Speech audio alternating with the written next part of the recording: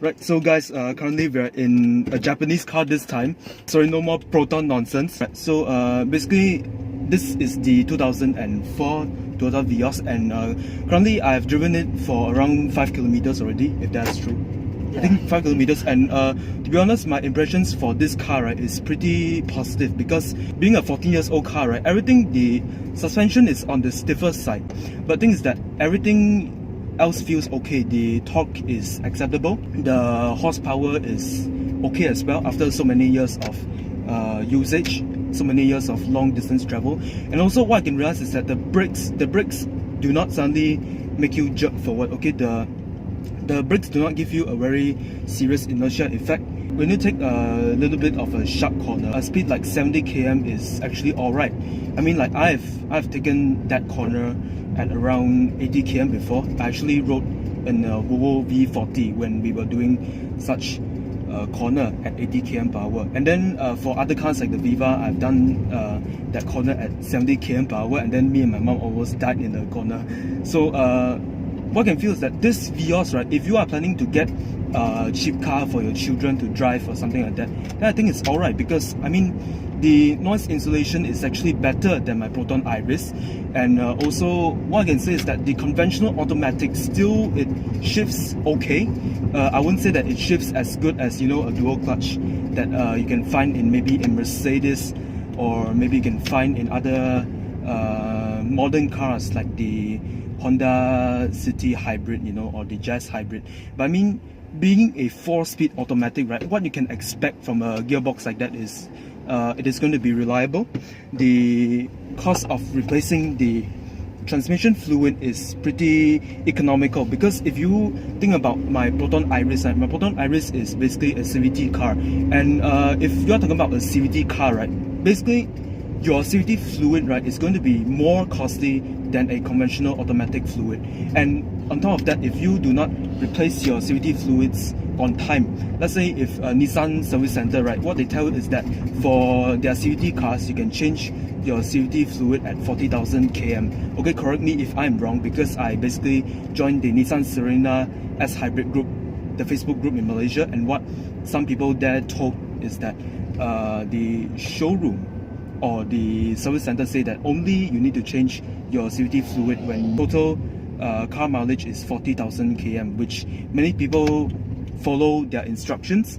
And what happened is that their gearbox just died halfway, and then some they say that if you want to replace your CVT gearbox, your Xtronic CVT gearbox, it costs 20,000 ringgit to do the replacement. And some people even say that the CVT gearbox costs more than 20,000, which, I mean, let's say if my friend one day spoils this gearbox already, then if you want to replace it, right, like for example my Zafiro, the cost of changing to a used gearbox unit, right, is around 1,000 or 2,000 ringgit only, which in my opinion, a conventional automatic gives you more driving pleasure for everyday usage. And also you can feel that a conventional automatic, right, you are able to maximize engine braking. The holder is a bit dropping down. Yeah. Because you see, for a conventional automatic, right, let's say we talk about the most basics of the basics, 4-speed automatic for instance. So for a 4-speed automatic, right, you are able to change between D, then 2, then 1 or L. L. Yeah, L. And then for third gear, basically press the button there for overdrive. But for a CVT car, right, let's say we talk about the Proton Iris. Basically, for the Proton Iris, you only have a few driving modes to choose from. You have PR, ND, and L. And basically what this means is that for a car like that, right, for the Proton Iris, you don't actually have a button for sports mode. In a Nissan car, like let's say the Tiana 2014 model, right, that car has a sports mode. So in my opinion, when you say that, oh, the suspension is a bit jumpy sometimes. Yeah. For a CVT Nissan, right, the sport mode is something, it stimulates the engine braking effect, which I think that is a very positive move by Nissan. But for Proton, right, this is where the limitation comes in. So basically you need to know when to brake at corners. If you are trying to do some togi runs with your Iris, Well, I mean, this is a very layman explanation, not exactly professional, but the thing is that you need to do all the techniques, all the braking on time, because with that said, right, without the presence of engine braking, you are basically braking more lah. So that means you might consider changing your brake pads sooner, okay, compared to other cars that have the functionality of engine braking. Let's talk about the cabin, right? Before I get down to film a video of this car, I want to say that the driving position is actually, you need to get used to it, because I sat in cars with taller seats, and what this means is that for an Iris, right, let's say my own Iris, the seat height is a bit too tall. Okay, what that means is that I feel like I'm sitting on the car instead of myself feeling like I'm sitting in the car. Yeah, your favorite? Yeah, 131. Right. So in this car, right, what I realized is that this car does not come with a seat height adjustment, and I don't know why, because basically, you know that nowadays a lot of economy cars, right, they still do not come with electronic seat adjustment. When I sit here, right, I am 170 cm. I do realize that I am not very used to the sitting position when I just got inside here. I mean, later I will take out my phone and film a video of the seat. So let us stop the car and do what I am trying to do. Okay, so currently we are in a very comfortable and quiet place where no prostitutes are going to disturb me and my friend. So basically, you can realize that this car came out in 2004.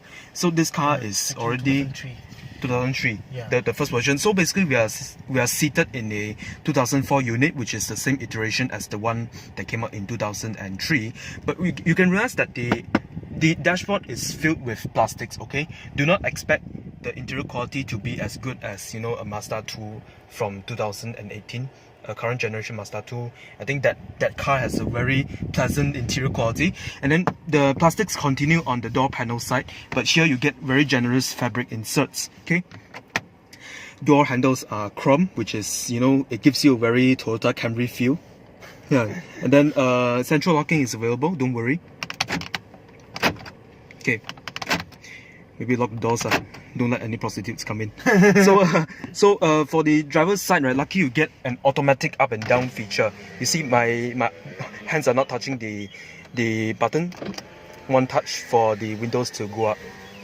Right, and then yes, there's a functionality for you to adjust your mirror positioning, which is, to me, I think that it is very generous. Yeah, for such an old car to feature that thing. And then here there's a indicator for the security system. Let's go back to that later. And then for down here, I realized something very interesting. It actually comes with a storage area, you know. So basically, this is where you find your fuse. Okay, so basically, if you want to spoil your car, this is where to spoil it. Okay, so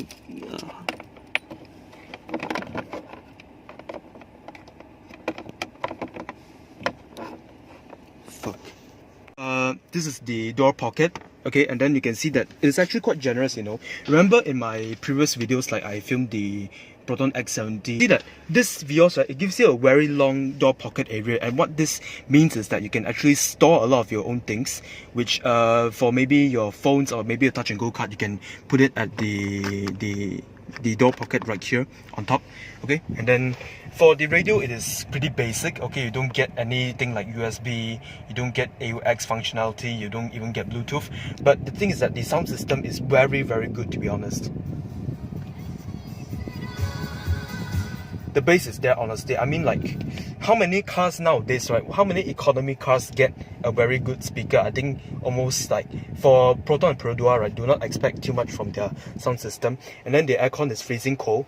Okay, you know that just now, all the while when I was driving, right, I keep switching between these two aircon speeds, because at the second speed, right, in the beginning it feels very hot, you know. And after a while, right, when it feels very hot, I immediately have to do some adjustments with the speed. I have to do some adjustments with the temperature. So I think that Toyota has done a very good job in making the aircon very cold, as cold as any Protons that you can find.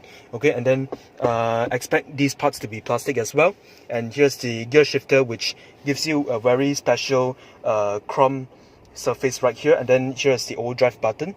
That nowadays, right, some 4-speed automatics like an Axia, basically what you get is PRND 3 and 2. Basically you understand that the D, it is written D for a Perodua car, and then so what this means is that your overdrive is basically you shift it down and then it becomes the third gear.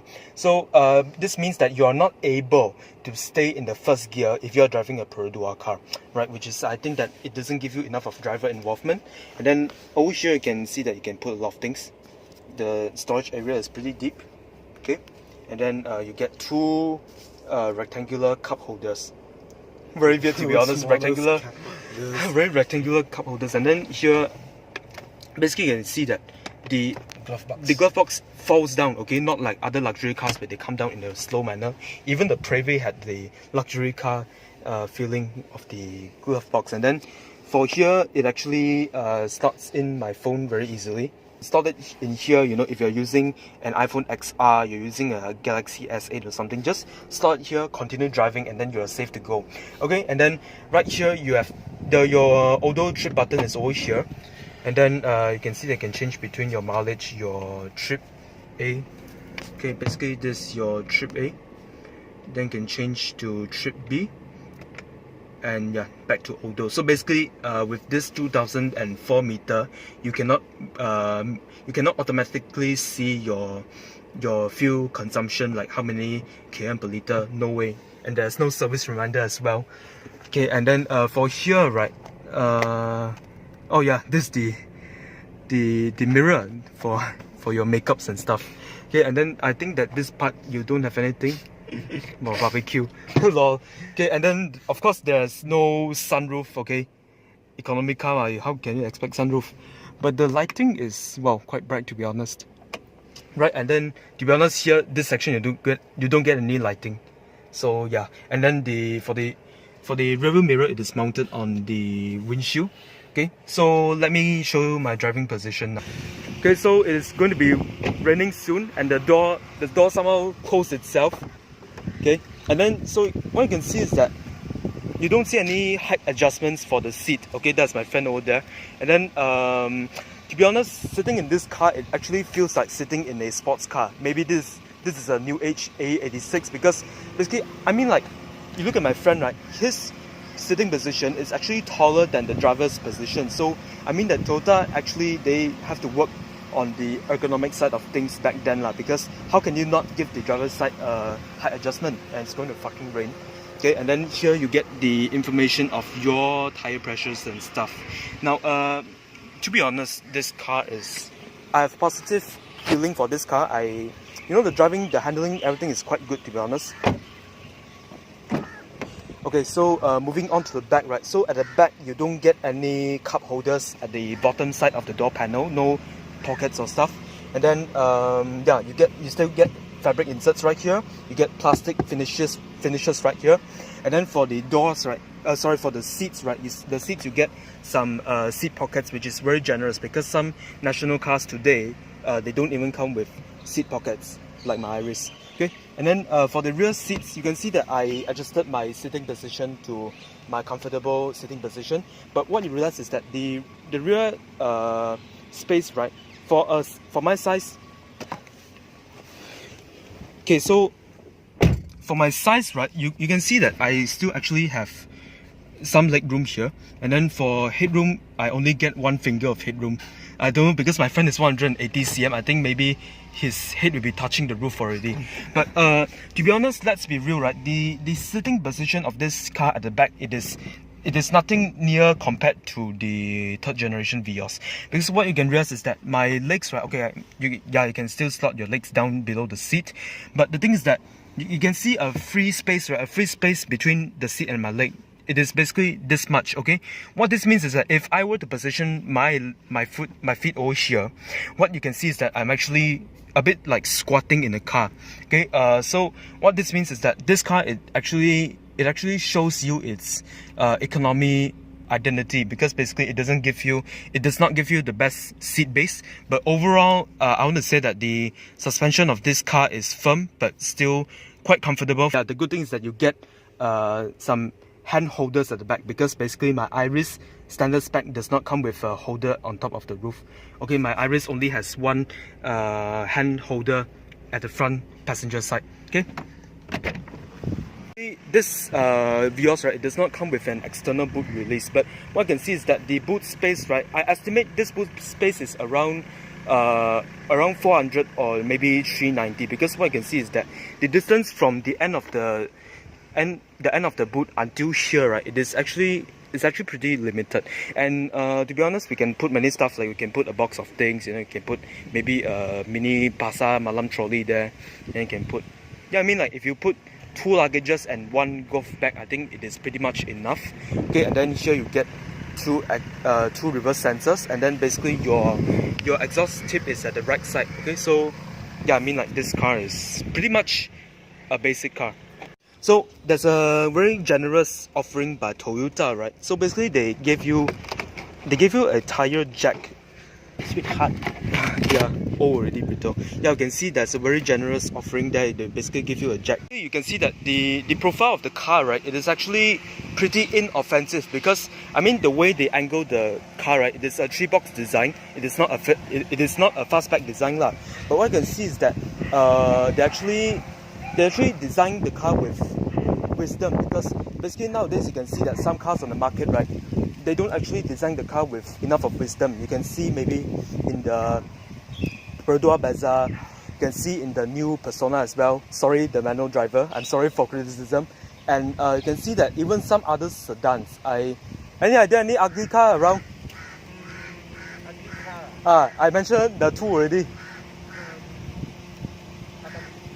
Huh? No, okay what?